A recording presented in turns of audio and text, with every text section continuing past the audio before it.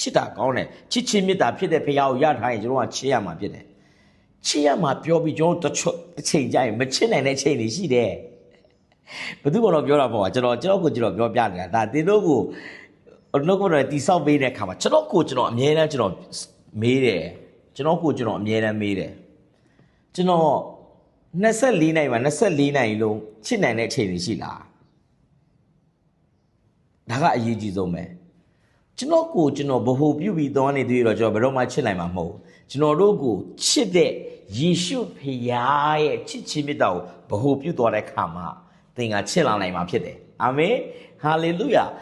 ဟာလေလုယာကျွန်တော်တို့ရဲ့အသက်တာထဲမှာဘုရားသခင်ကိုချစ်ဖို့ဆိုရင်ကျွန်တော်တို့ဘာလုပ်ရမလဲဘာမှမလုပ်ရအောင်ယုံမဲယုံရတယ်အာမင်ဘုရားသခင်ကိုသင်ချစ်တော့မယ်ဆိုရင်လေကျွန်တော်တို့ကကိုချစ်တရားနဲ့ငါကြိုးစားပြီးချစ်မယ်ဂျားစာဖတ်မယ်ဆုတောင်းမယ်သူဘာကိုဆုတောင်းပေးမယ်အကျင့်နဲ့မလာနဲ့အကျင့်နဲ့မရအောင်ဘုရားရဲ့အချစ်ကိုသင်ဘယ်လိုယုံမလဲဆိုရင်ယုံကြည်ခြင်းနဲ့ပဲနေတာပါဘုရားသခင်ငါ့ကိုချစ်တယ်ဆိုတော့သင်ယုံကြည်ဘုရားရဲ့အချစ်ကိုသင်ခံစားရပြီဖြစ်တယ်အာမင်ဟာလေလုယာကျွန်တော်ရဲ့အသက်တာထဲမှာလူတူတယောက်ကချစ်တယ်ဆိုရင်သူ့ဘက်ကနေပဲအရင်စတယ်ချစ်တဲ့သူကအရင်စတာဖြစ်တယ်အာမင်ဘယ်သူမဆိုအပြိုကြီးပဲဖြစ်ဖြစ်အိမ်အောင်တယ်ပဲဖြစ်ဖြစ်သမီးစားရှိတဲ့သူပဲဖြစ်ဖြစ်မိဘသားသမီးပဲဖြစ်ဖြစ်ချစ်တဲ့သူကအရင်စတာဖြစ်တယ်အာမင်အဲ့ဒါကြောင့်ကျွန်တော်တို့ကိုအယံချစ်တဲ့ကျွန်တော်တို့အယံချစ်တဲ့ယေရှုဘုရားအကြောင်းကိုကျွန်တော်ပြောမှာဖြစ်တယ်အာမင်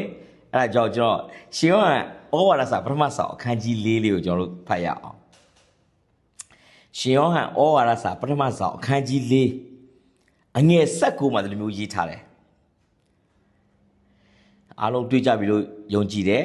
ရှင်ယောဟန်ဩဝါဒစာပထမဆောင်အခန်းကြီး4အငယ်19မှာဒီလိုမျိုးရေးထားတယ်ဖယားသခင်သည်ငါတို့ကိုရှေ့ဥစွာချစ်တော်မူသောကြောင့်ငါတို့သည်ဖယားသခင်ကိုချစ်ကြ၏အာမင်ဘုသူအရင်ချစ်လဲသက်ရှင်တဲ့ဖယားကကျွန်တော်တို့ကိုအရင်ချစ်တာဖြစ်တယ်အာမင်ဟာလေလုယာကျွန်တော်တို့သိချစ်တဲ့ဖယားကိုလက်ခုပ်တီးပြီးဂုဏ်ပြုရအောင်ဟာလေလုယာဖယားသခင်တင့်ကို